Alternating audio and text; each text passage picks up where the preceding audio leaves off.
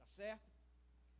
Mas vamos abrir nossas Bíblias, se você que trouxe Bíblia, para a primeira carta de Paulo aos Coríntios, capítulo 11, versículo 27 a 22. Pode colocar aqui, querido. Eu vou ter que ler por aqui, porque eu esqueci de trazer o meu óculos para perto, né? E aí eu fico todo... Não dá para ler assim, só de longe. 1 Coríntios, capítulo 11, versículo 17 a 22. Pode soltar todo. Tinha 22, 26, parece. Pode soltar todo, não tem problema não. Tá certo? Diz assim, queridos. Diz assim: entretanto, ao dar a vocês as instruções seguintes, não os elogio, porque vocês não se reúnem para melhor, mas para pior. Segura aí esses versículos, viu? Parece assim uma reunião para pior e não para melhor, né? Mas vamos lá. Seguinte, versículo 18. Diz assim: em primeiro lugar, ouço que quando vocês se reúnem como igreja, há divisões. Segura essa palavra. Há divisões. Há divisões entre vocês. E até certo ponto, creio nisto. Em frente. 19.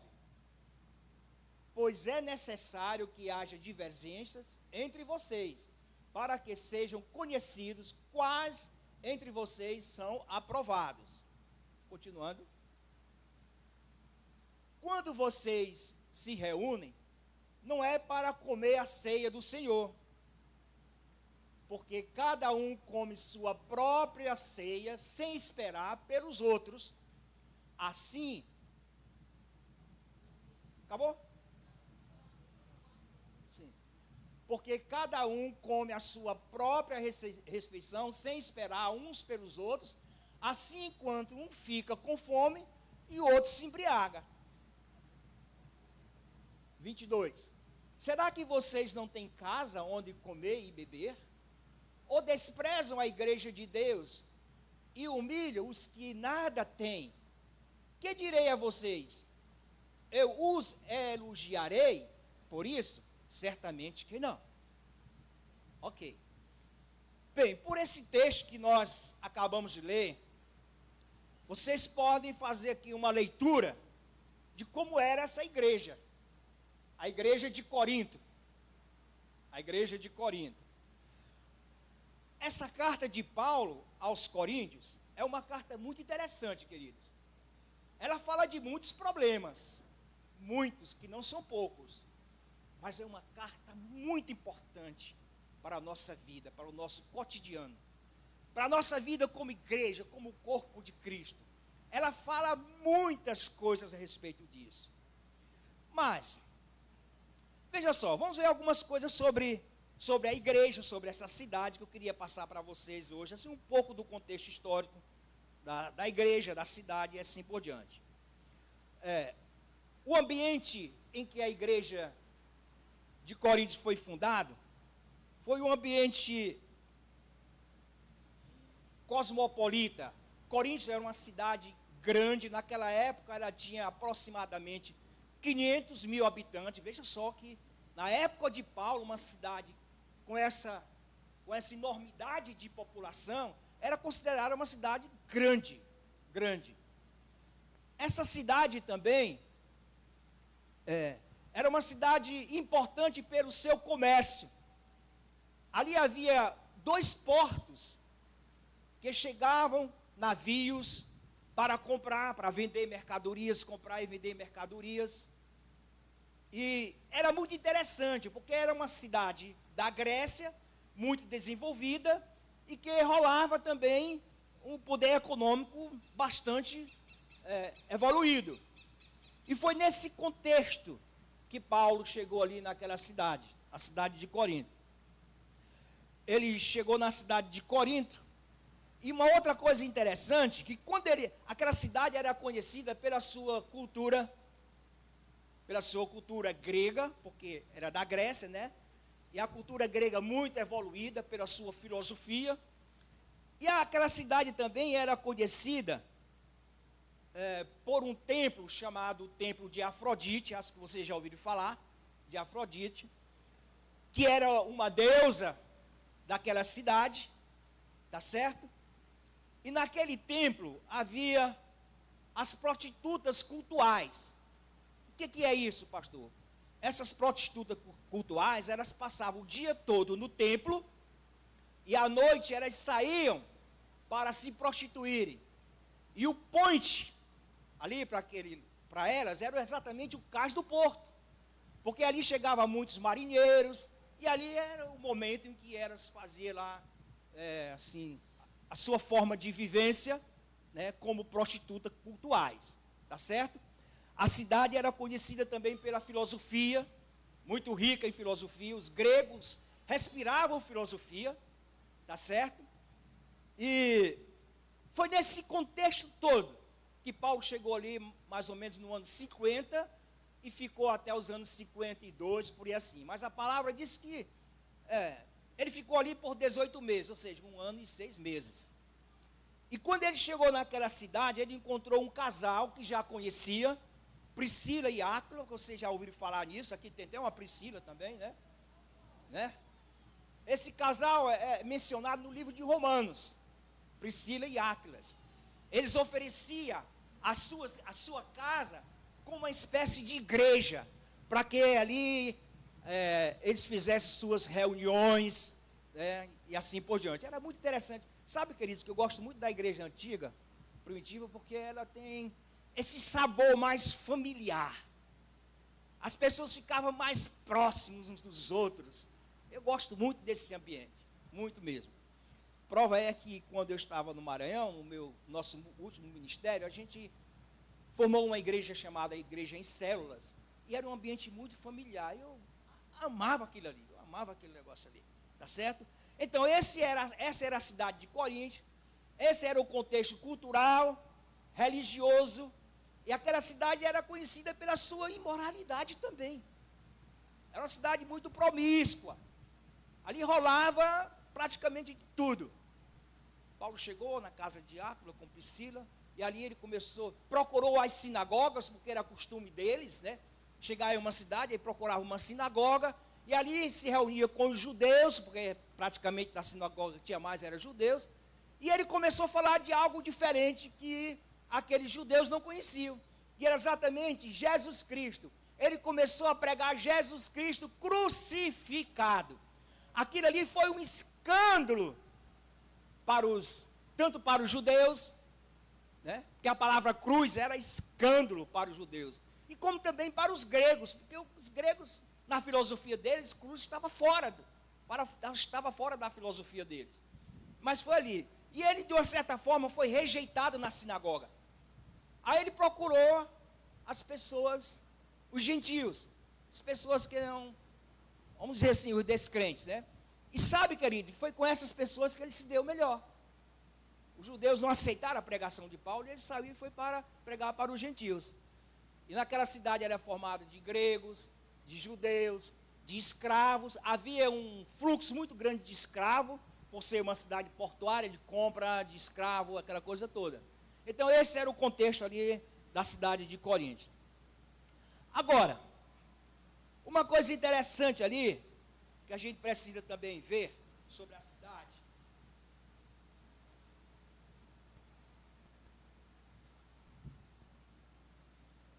Quando Paulo chegou ali, ele fez algumas exortações. Aliás, quando Paulo escreveu... uma coisa interessante. Paulo, quando escreveu essa carta, ele estava em Éfeso. Ele passou só 1 ano e meio em Corinto e foi para Éfeso. Aí ele recebeu essa carta, e essa carta é uma carta de perguntas. Paulo, mais ou menos assim, Paulo, aqui o negócio não está bem. Sabe, Paulo, há divisões na igreja. Uns dizem que é de Paulo, uns dizem que são teus. Outros dizem que é de Apolo. Outros dizem que são de Pedro.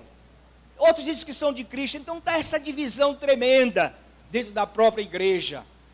Aí Paulo escreveu, corrigindo essas distorções, né? Essas perguntas. E aí, Paulo, o que é que eu faço?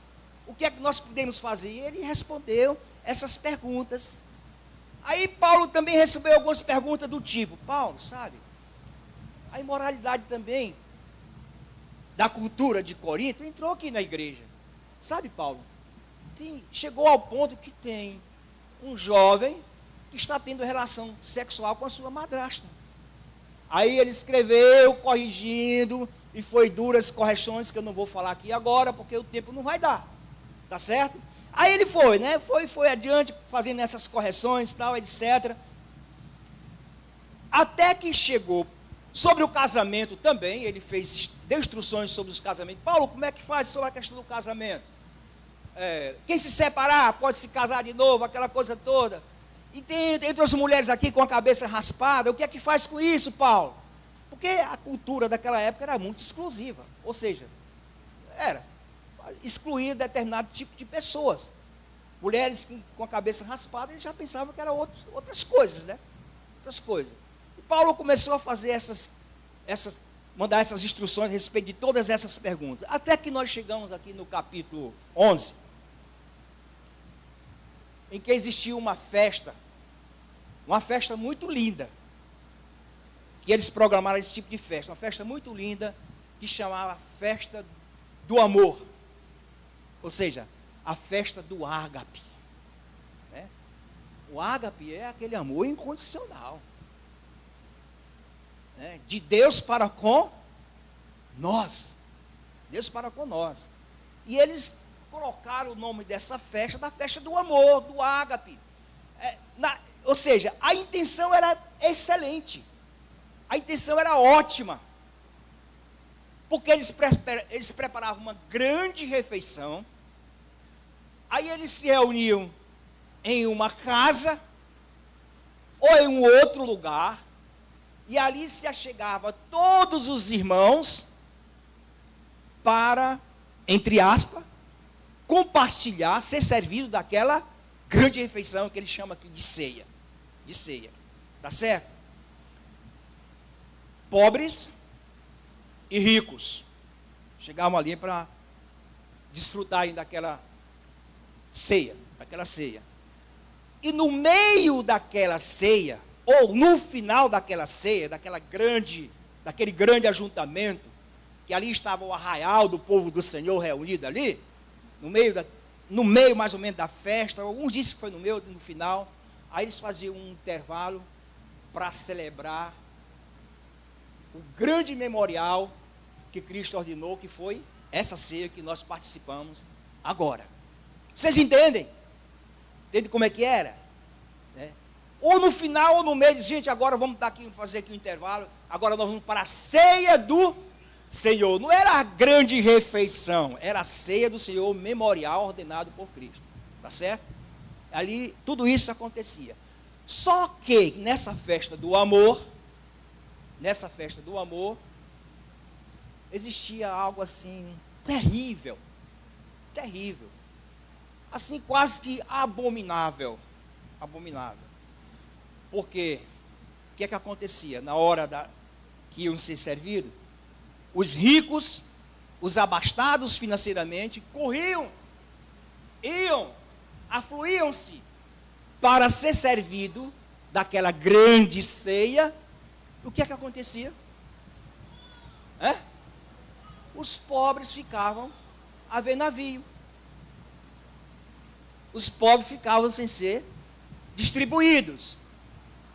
Aí nessa carta que Paulo recebeu de um homem chamado Cloé, lá no início diz assim: fui informado pelos da casa de Cloé. Cloé não era um fofoqueiro, gente, né? Porque aí é diferente de fofoca. Mas Cloé é um cara que primava pela ordem, pelo trabalho de Deus, e ele disse: olha, eu vou ter que mandar uma carta para o Paulo para ele fazer suas considerações aqui, porque o negócio aqui está ruim, tá? Aí ele, nessa carta, o Cloé diz assim: Paulo, cara, está acontecendo isso. Olha, nessa grande ceia, que devia ser muito boa, um exemplo comunitário, está havendo uma acepção tremenda. Os ricos comem tudo e os pobres ficam só na vontade. E Paulo diz, olha, eu vou dizer uma coisa para vocês. Tem algumas coisas que vocês fazem que eu louvo. Está lá no capítulo ainda 17, né? Que eu louvo. Mas tem outras coisas que jamais eu posso louvar vocês. E a grande pergunta é, queridos, será que nós temos alguma aparência, alguns traços da igreja de Corinto? Será que, não é o será daquele rapaz não, sabe? Será que no grande memorial da ceia do Senhor, a gente está participando dela com a nossa consciência tranquila de que nós estamos ou não fazendo qualquer tipo de segregação, ou racial, ou social, alguma coisa do tipo? Por isso que Paulo fala essas coisas lá depois. Ele diz, olha, cuidado, porque se você estiver participando da ceia, e alguma coisa desse tipo estiver pegando em você, cuidado, porque muitos estão doentes, outros já morreram, está entendendo? Porque era coisa assim, grave. E eu anotei alguns pontos aqui, queridos, aqui foi só o introito, né? Eu anotei alguns pontos aqui interessantes, como lições para nossas vidas, como igreja. Primeiro, a igreja deve ser uma igreja de vida partilhada. Ok? A igreja deve ser uma igreja de vida partilhada. Nós não podemos ser por demais individualistas, mas nós temos sempre que estar com os nossos olhos postos aquele que está lá. Nós precisamos ser igreja inclusiva e não excludente, tá? Porque isso faz parte da vida da igreja. Isso faz parte das instruções que Jesus deu. Os considerados excluídos chegaram para ele e disseram, vem. Aí deu guarida, deu aconchego, salvou, curou. Eu me lembro muito da mulher samaritana, quando Jesus teve aquele encontro extraordinário com ela. Ele pediu água, ela disse, como tu, sendo judeu, me pede água? Porque os judeus não se dão com os samaritanos, e ela era mulher. E além de ser uma mulher, tá certo? Que naquela cultura era discriminada, né? Pela cultura patriarcal, machista da época, era uma mulher que, a conduta dela, né? Não era uma conduta que podia dizer assim, uma conduta legal. E ele disse assim, olha, mas sabe de uma coisa? Eu tenho uma água para te dar. E se tu beber dela, você não terá mais sede. Ela, opa, me dá dela, pelo menos eu não venho mais aqui nesse poço. Está entendendo? Aí ele continuou aquele papo com aquela mulher e disse, agora vai e chama o teu marido. Olha, veja só, vai e chama o teu marido. Ela disse, eu não tenho marido porque eu já tive quantos?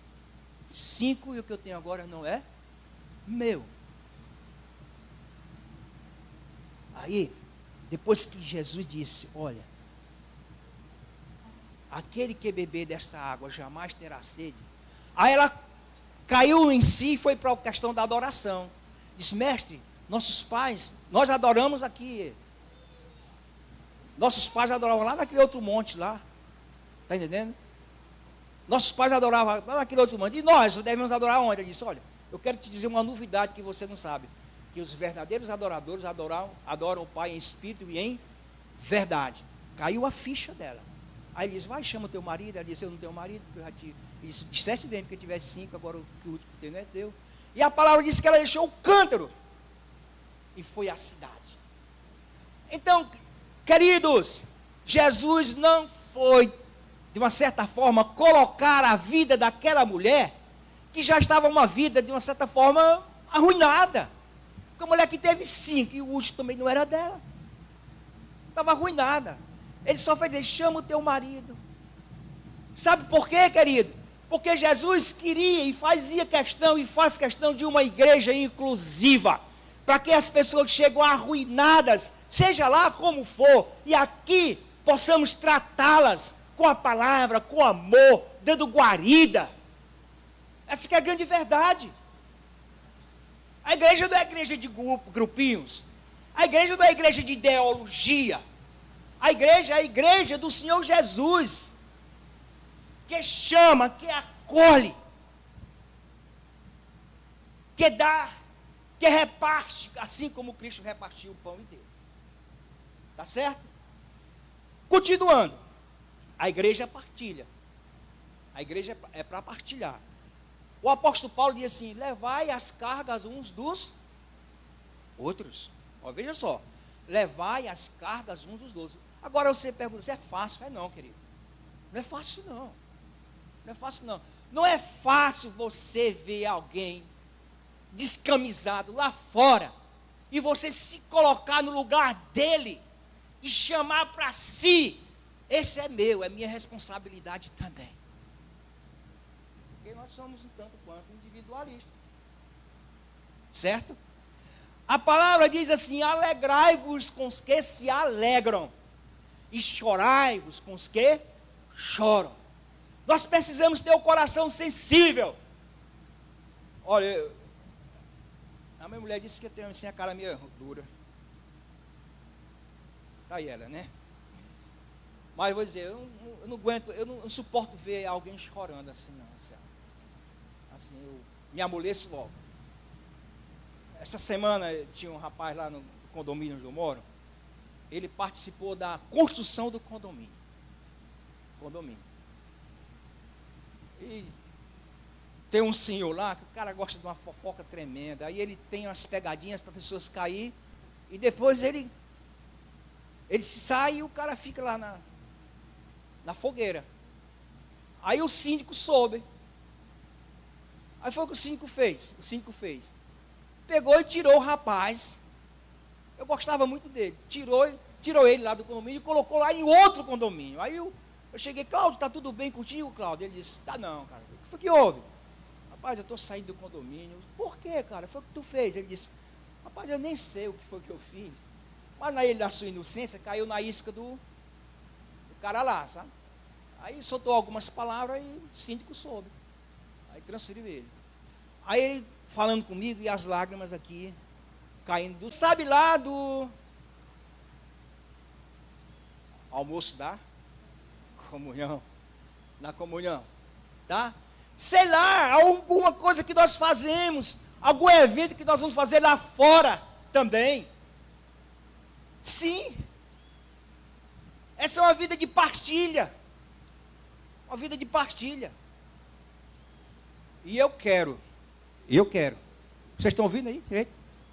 E eu quero agora abrir um parênteses e louvar a atitude dos jovens e dos adolescentes aqui da igreja.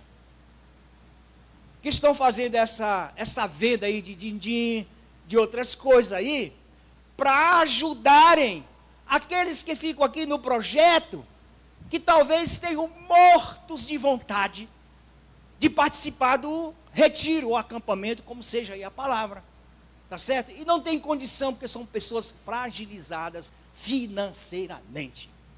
Aonde está a nossa vida? Aonde está a nossa atitude? Aonde está o nosso compartilhar? E esses adolescentes e jovens estão fazendo isso para que possam dar alegria de que esses, se não for todos, mais uma parte, com muita tristeza era bom que fosse todos, pudesse compartilhar desse momento tão importante, tão agradável. Tá certo? Isso é vida de partilha. Isto é igreja que partilha. É igreja que partilha, chorando com aqueles que estão sofrendo com a enfermidade. Se importando com os outros. Igreja que partilha. E o apóstolo Paulo diz, olha, vocês estão excluindo as pessoas, as mais pobres. desse grande ajuntamento de vocês, que deveria ser uma coisa altamente extraordinária, que devia ser referência para as demais igrejas. Olha, lá em Corinto tem uma igreja lá, rapaz, os caras fazem lá, os irmãos lá fazem uma festa, rapaz, que festa impressionante. Eles são inclusivos demais. Eles chamam crente, chamam descrente, as pessoas chegam lá e participam, todo mundo sai alegre, todo mundo sai jubilando. Mas ela era diferente. E Paulo disse, bateu de frente e disse, olha, eu não louvo vocês por essa atitude. Por essa atitude. Tá?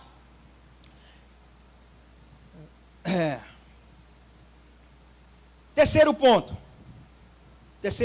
para terminar. Toda vez, grave isso aí, querido, grave isso aí. Toda vez que eu ou você ver alguém com a mão estendida, pedindo algo, ali está Jesus Cristo. Jesus está pedindo esmola, pastor? Jesus está pedindo ajuda? Sim. Sim. Quando foi isso que aconteceu? Ele diz, todas as vezes que você der pão a comer aquele que tem fome, vocês também me deram comer. Todas as vezes que vocês deram água para alguém beber, vocês mataram e saciaram a minha sede também. Amém? Queridos, se essas coisas não fizer parte da vida da igreja, nós vamos ser qualquer coisa, menos a igreja do Senhor Jesus Cristo. Nós vamos ser um grupo religioso que nos reunimos aqui, fazemos um louvor extraordinário, tudo, enfim, ouvimos a palavra de Deus, vamos engordar. Mas lá fora existe alguém com fome, que precisa ser saciado, tanto com pão, alimento, também como o pão da vida, que é Jesus Cristo. Bem, terminando tudo isso aí, eu pergunto, existe alguma coisa que nós possamos, o que nós podemos melhorar como igreja? Existe alguma coisa na nossa vida pessoal que nós podemos melhorar como servo ou serva do Senhor Jesus? Sim. Sim. É bom que a gente possa começar a fazer uma mudança e que essa metamorfose possa acontecer em nossa vida, em nome de Jesus. Amém? Deus abençoe cada um de vocês.